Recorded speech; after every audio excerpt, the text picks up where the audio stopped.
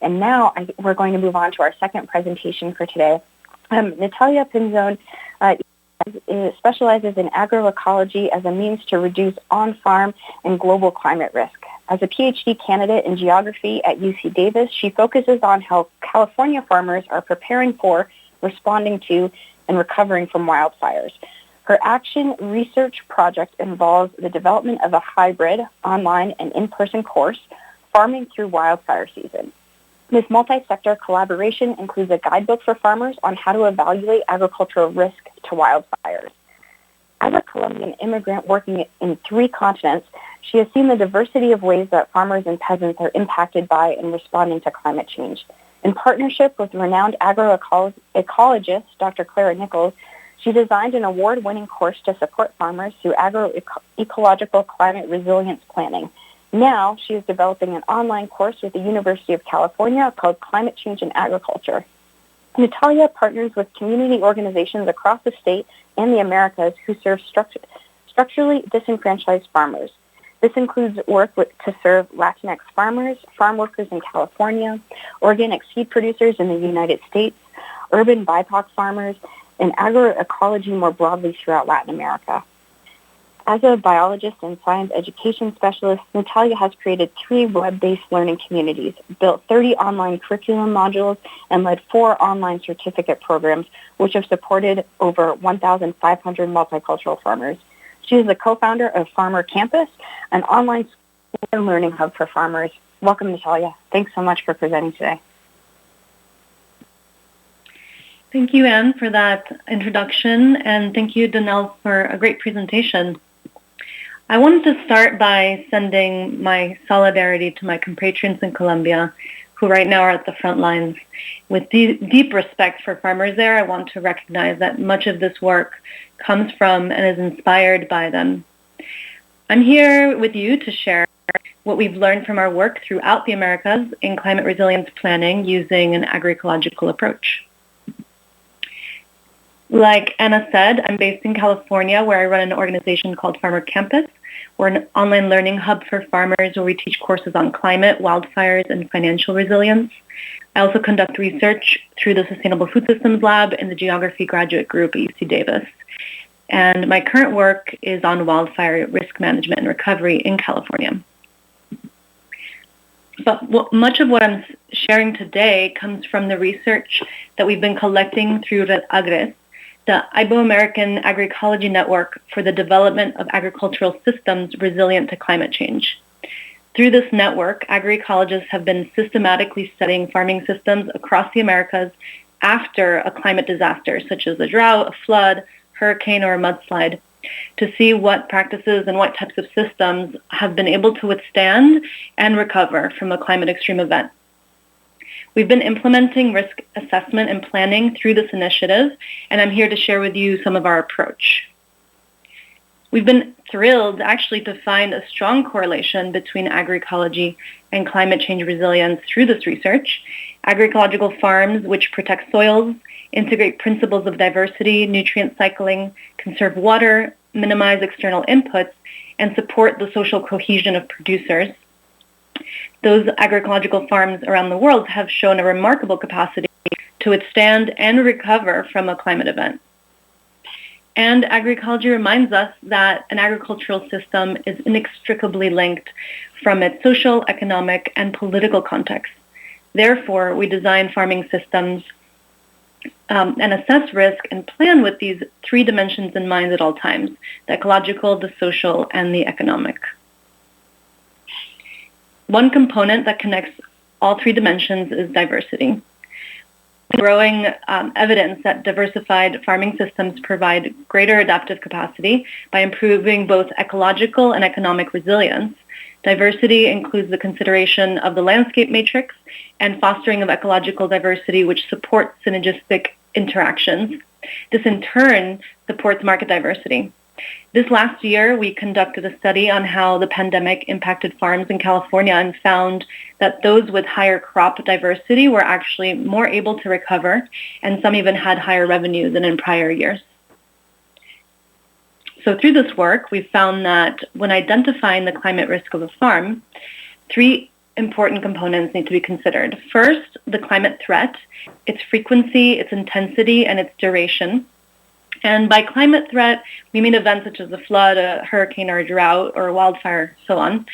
And identifying that threat we can do with the climate tools like Danelle just shared.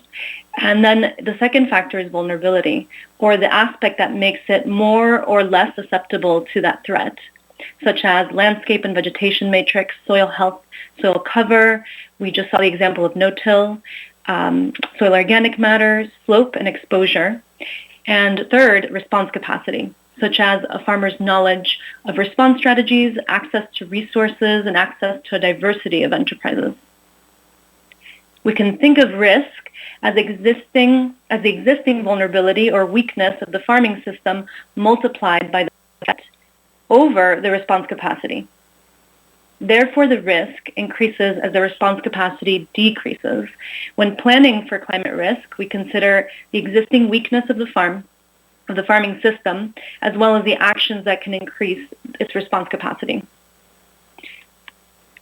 In brief, climate resilience, in its most simplest form, I think can be thought of as the capacity of a farm and a farming system to withstand a measure of its vulnerability and recover, or a measure of its response capacity from a climate event. So it both withstand and recover. So with that context, let's begin. Let's get into the key components of agroecological resilience planning for climate events. I'll share with you a 4-step model and process that we've been implementing in both North and South America, and we hope that it can be adapted to your local context. So beginning with the first step of identifying the climate threat and its associated impacts. This might seem simple on the surface, but can quickly lead to a lot of unknowns and nuance. For example, in California, drought is one of the biggest challenges. We're currently in a historic drought year. However, one of the producers I work with is living in a microclimate that's unique from any other of his neighbors. While they certainly experience drought and heat waves, they experience flooding and frost with some frequency. They've told me that their biggest climate challenge is not drought because they've built their soil organic matter and they can retain a lot of water. Rather, it's large temperature swings throughout the day because of their topography. All of this to say that to identify the threat, the local knowledge and local context is really important. Sometimes the impacts are so difficult to identify. For example, in our work with wildfires, we're only just starting to understand how exactly fires are impacting farms. Farmers have told me that a fire weather is leading to a surge of pests and cold spells right after a large wildfire. And we're slowly understanding the impacts of smoke pollution on different crops. Some farms have told me that they experience blackened eggs for months after a fire. So when dealing with climate events where there's little knowledge, having learning networks where farmer-to-farmer knowledge exchange is happening is extremely important, since that information isn't published or easily available. When it is published, research can really help us gather this information, but also guide us in understanding the potential impacts. And finally, climate tools, such as those of the climate hubs we just learned about from Danelle, allow us to see historic and future climate impacts to our region and to our crops.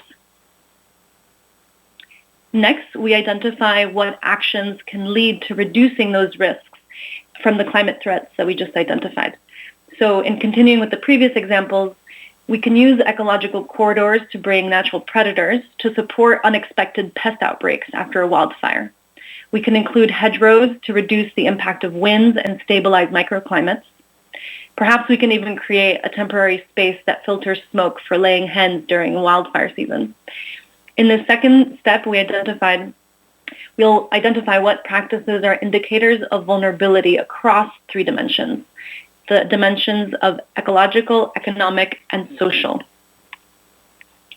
So in the ecological, these indicators are highly context-specific, but we have seen some recurring patterns. For example, common ecological indicators of vulnerability are a lack of genetic, crop, and landscape diversity, or depleted and unprotected soils. Many producers have shared with me that soil health through soil cover, soil organic matter, and reduced soil disturbance is the number one reason why they're successfully farming and are a successful business within a drought region here in California. Other ecological indicators include water harvesting or having a landscape matrix surrounding the farm, which stabilizes microclimates, reduces wind, and supports biological corridors. These indicators are both context-dependent, but they're also threat-dependent. For example, the threat of a wildfire makes topography and slope an extremely important factor of risk. And unlike other climate threats, the surrounding landscape matrix can increase wildfire risk if there's a high fuel load from a forest surrounding the farm. So once indicators have been identified and the threat has been identified, then a description of each indicator is written. Through working with producers on drought indicators, we identified that a farm with more than 5 crop species was far less vulnerable than one with a single crop species or variety. Likewise, a farm with 50 to 70% soil cover and 4 to 5% organic matter had a low vulnerability to drought when compared to a farm with completely uncovered soil and much lower organic matter. So I can't emphasize enough the importance of doing this in a participatory way with producers. Okay, now let's take a look at economic indicators, such as diversity of markets and the turbulence of those markets. For example, markets that are susceptible to a globalized market economy would be a turbulent market. Access to loans as an economic indicator is also really important, access to credit, capital, and insurance. Also, the dependency on external inputs, which makes farms more vulnerable in a globalized economy, as we saw in the pandemic, is an important indicator. Land tenure and labor, these are especially huge risks in California. Risk factors can have cascading impacts. For example, depending on a single crop or farm product can mean over-reliance on a single market and supply chain, which can lead to catastrophic losses if at any point in the supply chain it's broken. We saw this in the dairy sector during the pandemic. So a lack of tenure can also prevent farmers and ranchers from investing in the ecological services of their farm, which leads to an increased ecological vulnerability. So this is how the cascading effects can happen. Finally, but not least, certainly not least, social indicators. These include the knowledge and skills around how to respond to the climate threat. It includes the social cohesion and organization of the agricultural community. We've seen this factor be of great importance in nearly all of the threats that we've worked with, and in the north and in the south. Nearly every farmer that I've interviewed in our wildfires work has said that social networks and social support systems are the single most important factor that allowed them to continue farming, especially farmers that didn't have insurance. Catastrophic losses from extreme climate events can be traumatic, and they can lead farmers to experience mental health challenges such as depression. As one farmer who we talked to suffered 2 consecutive losses shared with us. This is where kinship networks and social cohesion are so important. Institutional support includes relationships with NGOs and government agencies that can give funds and support after an event. And with the rising population of migrant farmers, I believe that language and cultural fluency and immigration status can make a difference between surviving in agriculture and not surviving. So this would be an important indicator as well. All 3 dimensions of resilience are integrated, as I said earlier. There's excellent documentation on how farmer-to-farmer education and experimentation leads to ecological and economic innovation, and ultimately climate resilience. The social supports the economic and the ecological. I highly recommend learning about the peasant-to-peasant movement and La Via Campesina, which is here on the bottom right-hand image. They've been well documenting the links between climate resilience and social cohesion. We've seen examples in the north as well, such as through Liz Carlisle's work in the Great Plains, where grain farmers who, through learning networks and cooperatives, transformed their farming practices. And as a result, they didn't even feel a historic drought that brought many of their neighboring grain farmers in that region to ruin. Once the indicators of vulnerability and resilience have been identified across these 3 domains, the third step is to take the pulse of the farm using these indicators.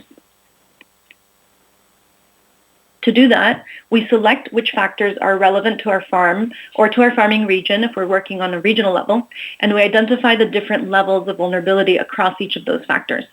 Continue the example of drought risk that we looked at earlier, we could look at crop and genetic diversity, soil quality, water use and conservation.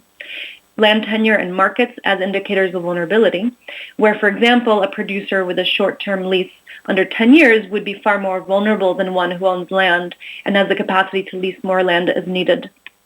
Then indicators of response capacity could include knowledge and skills of adaptation practices, low dependence on external inputs, social cohesion and organization, access to institutional support, practices that enhance ecological services, and access to a diversity of labor pools and backup labor.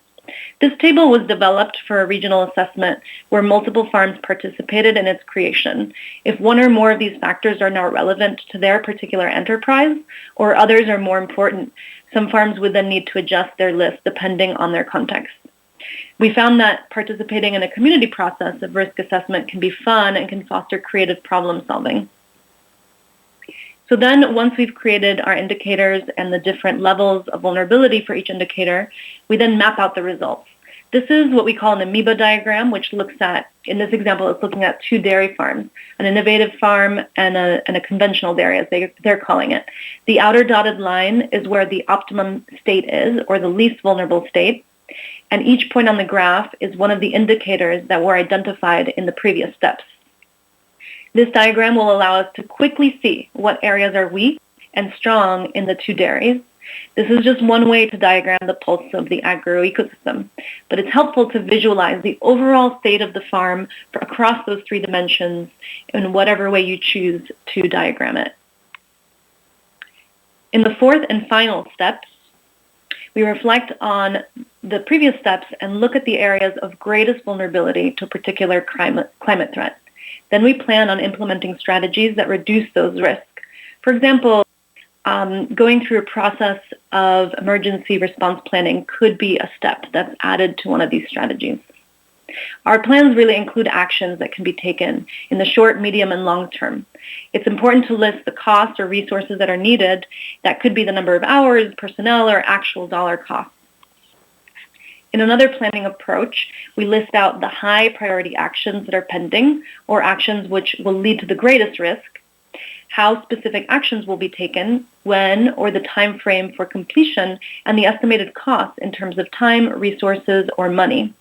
I also want to note that scenario planning is another approach that could be included here, as Danelle mentioned. In fact, listed as one of the priority actions in a plan like this. We found great benefit from an iterative process where assessing or taking the pulse of the farm, as we call it, happens regularly, say once a year. And then the plan is updated and implemented in the cyclical process of review. This allows for reprioritizing as new risks arise and for celebrating what's been done. In summary, agroecological resilience planning involves first identifying the threat. In this example, we can see wildfires as a threat. Then we identify the areas that lead to greatest risk through vulnerability and response capacity. And then we make a plan to reduce that risk. Here we can see that for wildfires, the magnitude of the threat on the left, on the slope and surrounding landscape, such as being at high elevations in a wildland-urban interface, as many small farmers in our region are, as well as the likelihood of power shutoffs or evacuation and smoke in my particular region. These are the threats. The vulnerability is determined by managing the fuel loads in the surrounding forest landscape, creating defensible space, practicing emergency preparedness, access to animal evacuation infrastructure, and the market context of the farm. The capacity of the farm to respond on the right can be increased by having a financial safety net, including adequate insurance and access to loans, social cohesion with mutual aid networks, agency personnel relationships, and family and community support, as well as access to backup and fallback systems in the event of a fire or power outage, and high personal and workforce capacity. While this list is far from exhaustive, these components, when they're taken together as a whole, determine the overall wildfire risk of the farm or ranch during and after a wildfire. Once these key areas are identified, the producer, or ideally the whole farming community, can create resilience plans to reduce their risk to wildfire. Now, I just want to take a step here to note that resilience happens across scales. While the individual farm, and enterprise scales can be specifically supported, as we've been reviewing in the last few slides, they're linked to higher scales, including the multi-farm or landscape scale, the network or community scale, and the public scale. Wildfires are really a strong reminder for us of how actions to reduce risk on one farm can be futile if it isn't a risk reduction that happens on the community or network scale, and if there isn't policy change at the public scale. Wildfires offer us an opportunity to rethink resilience. In fact, this concept of resilience has been heavily criticized for its support of the status quo. If we move into a system that depends on a vulnerable workforce and makes small farming enterprising exceedingly difficult, then we risk perpetuating the problem. And oftentimes, as farmers have shared with me many times during the wildfires, they're put in a place where they're self-exploiting in order to be quote-unquote resilient during a crisis. Therefore, it's important to ask, resilience for whom and resilience for what? We can perhaps think of a transformative resilience where the systems and the structures themselves are transformed to both reduce risk and increase equity. This is where working on resilience across the multiple scales become necessary. So with that, I want to thank you for this invitation, and a special thank you to Joanne Warner at the Western Center, and thank you to my team, my advisors, and our farmers and our funders. Feel free to write me if this information was interesting to you, or if you have any questions, you can write me directly, and I'll pass it back to Anna to lead us through the discussion. Awesome. Thank you so much, Natalia. What interesting work. A big thank you, again, to both of today's presenters.